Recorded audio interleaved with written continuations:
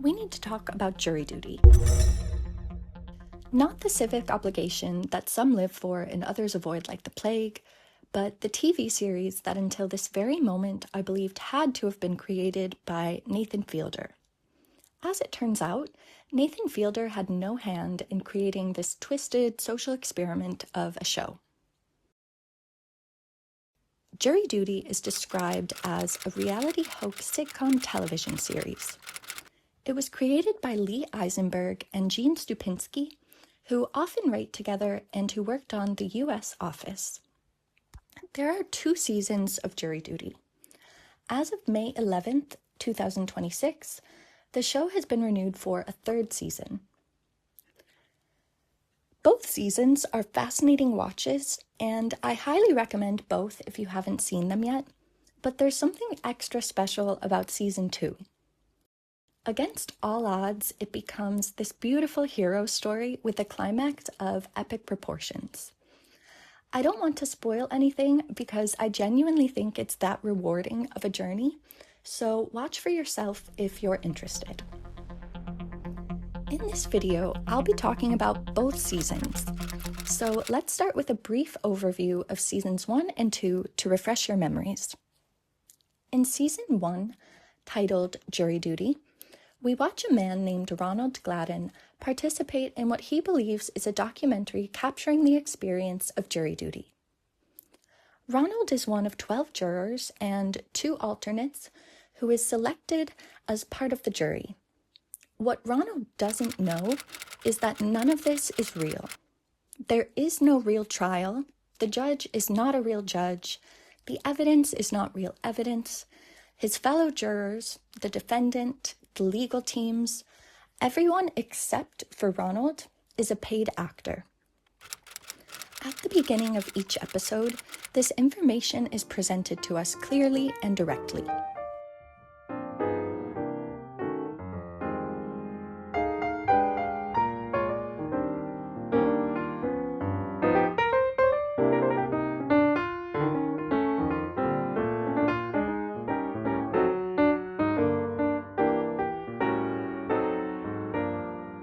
Despite this, it can still feel discombobulating because of how unaccustomed we are to this format. Nevertheless, it makes for an extremely engaging, layered viewing experience. We follow Ronald through the jury selection process, the trial, and the verdict. In season 2, the show follows the same format in a different setting.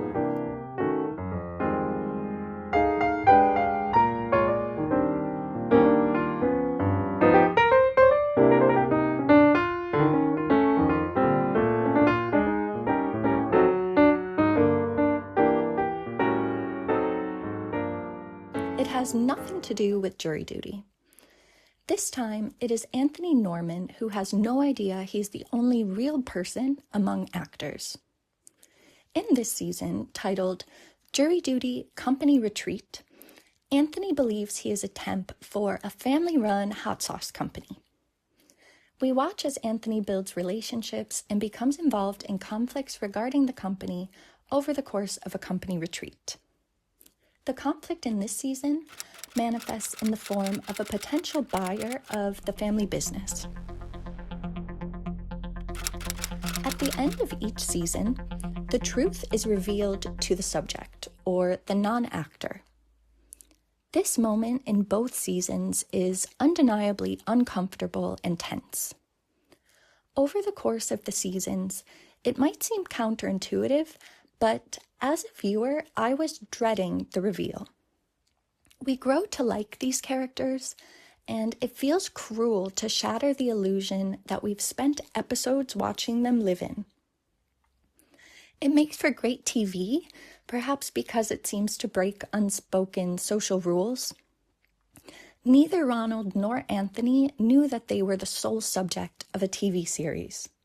They were being closely watched and recorded without knowledge of the context. Yes, both men were aware they were being filmed, but they believed it to be for the purposes of a documentary that would not focus on them. Instead, the reality is that They had been participating in a Truman Show-like experiment.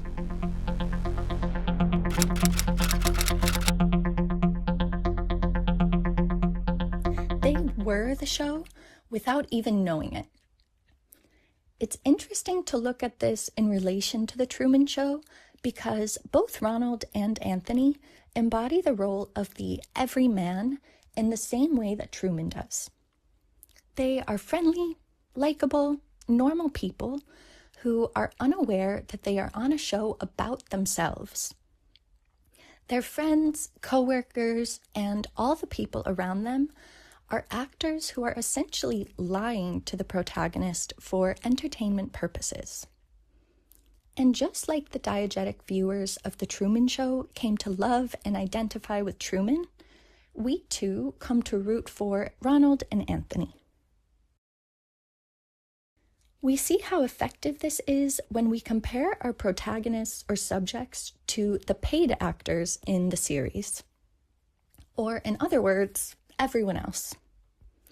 Despite the fact that we as viewers have the same knowledge as the actors and technically should identify more strongly with the actors, we don't. We identify with Ronald and Anthony. In Discipline and Punish, Michel Foucault claims, "He who is subjected to a field of visibility and who knows it assumes responsibility for the constraints of power. He inscribes in himself the power relation in which he simultaneously plays both roles. He becomes the principle of his own subjection." The actors in these experiments, one of whom is James Marsden giving a performance to be remembered, which we will discuss later, subject themselves to this field of visibility that Foucault talks about. Because the actors are willing participants with full understanding of the context in which they are existing, they maintain a certain element of control over their subjection. The viewer knows that the actors are constantly acting. They are playing a character. Besides James Marsden, who is playing a genuinely hilarious version of himself, the actors are playing completely made-up characters. They are notably not the everyman. They have quirks ranging from minor to extreme, and I mean extreme. Therefore, they are not subject to the same judgment and analysis. When they do something embarrassing or shady, the viewer sees a character doing it, not the actor. Just like on an actual sitcom. But when Ronald or Anthony does something embarrassing or something the viewer morally disagrees with, it is Ronald or Anthony who faces the judgment. If we're talking about surveillance, we should talk a little more about Foucault.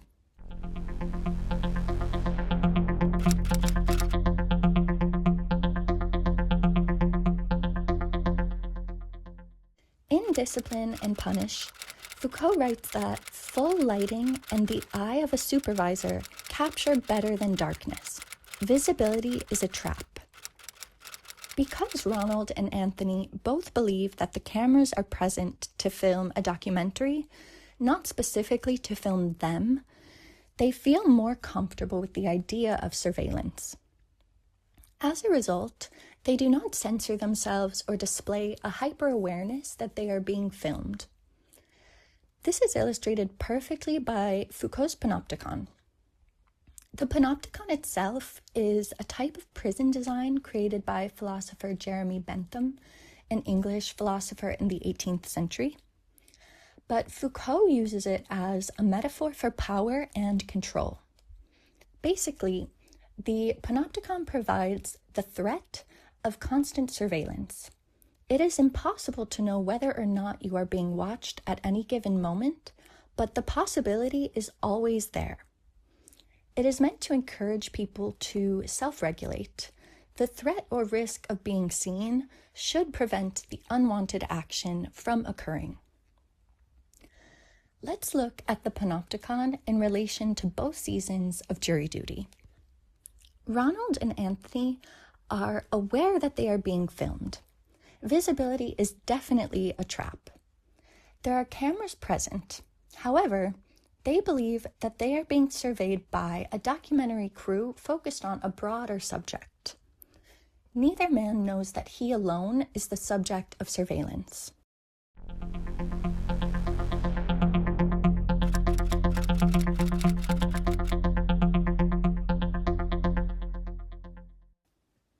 Today's society is a surveillance society. We are so accustomed to being recorded.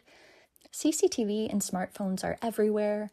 We watch recordings of ourselves at self-checkouts in shops, at airports, in home videos. The knowledge that we all exist under surveillance can serve as a comfort. We won't be watched too closely unless we do something wrong or illegal.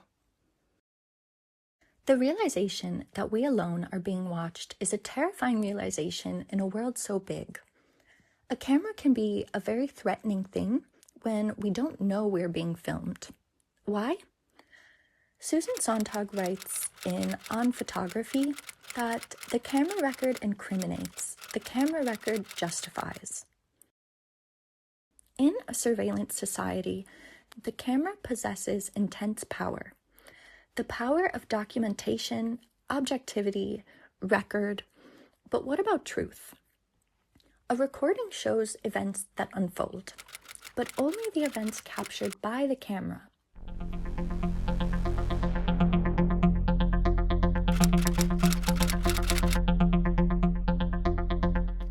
It's interesting to look at the show in relation to the Black Mirror episode Joan is Awful, in which Joan, played by Annie Murphy, who I absolutely love as Alexis in Schitt's Creek, begins watching a TV show that depicts the events that occur in her daily life.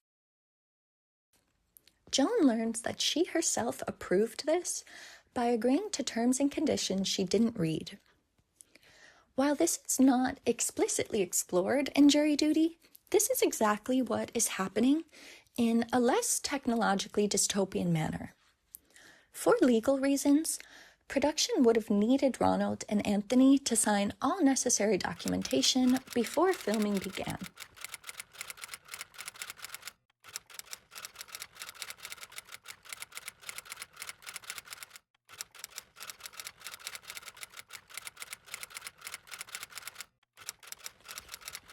Ronald and Anthony would have agreed to the conditions without reading the fine print.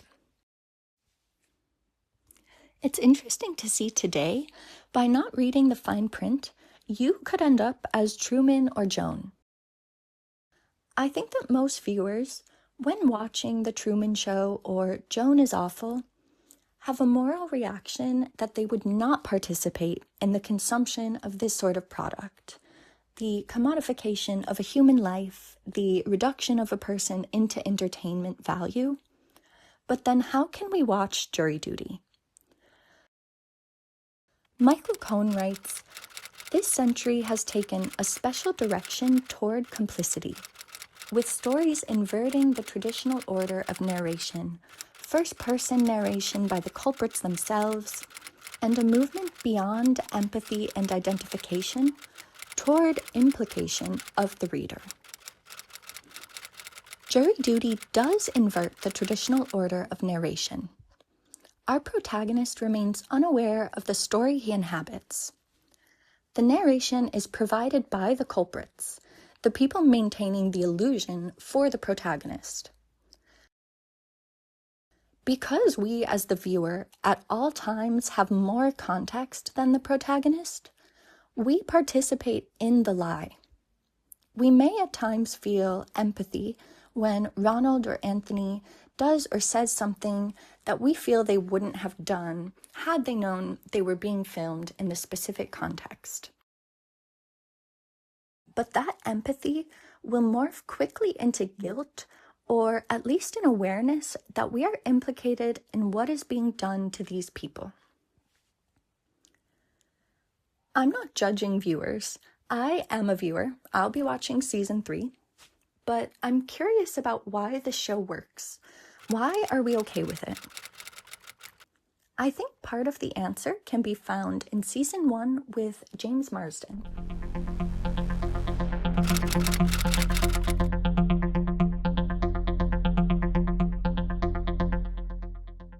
He actually received a Golden Globe nomination for Best Supporting Actor in this series.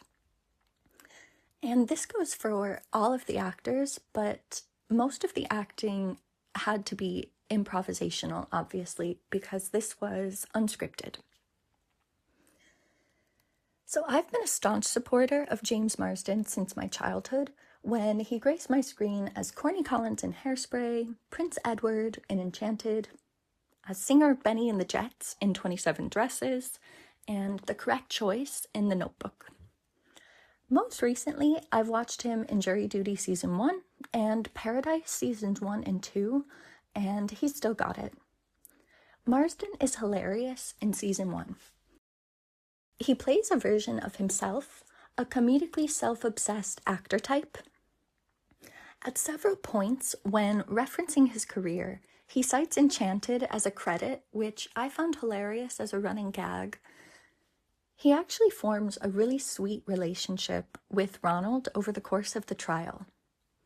Ronald helps him practice his lines for a big role he's pretending to method act for. At one point, James even helps one of the young Mormon characters soak with another actor by jumping on the bed for them. These light-hearted, goofy moments where the actors make fools out of themselves, in my opinion, helps the show from becoming just a cruel joke on Ronald or Anthony.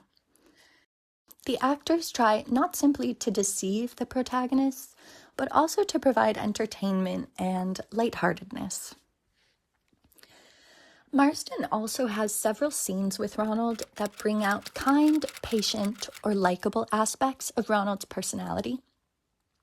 The actors are not trying to make Ronald or Anthony look bad or trip up. They aren't constantly trying to create entertainment, though both seasons remain entertaining throughout. The focus lies more in realism, which allows the space for touching moments that help us identify with the protagonists. Over the course of the show, Ronald and Anthony develop friendships. They come to care for the people they've spent so much time with. To learn that these relationships are not what they seem must be an extremely confusing realization. Ronald and Anthony are left to come to terms with the past weeks in front of the entire cast and crew while being filmed.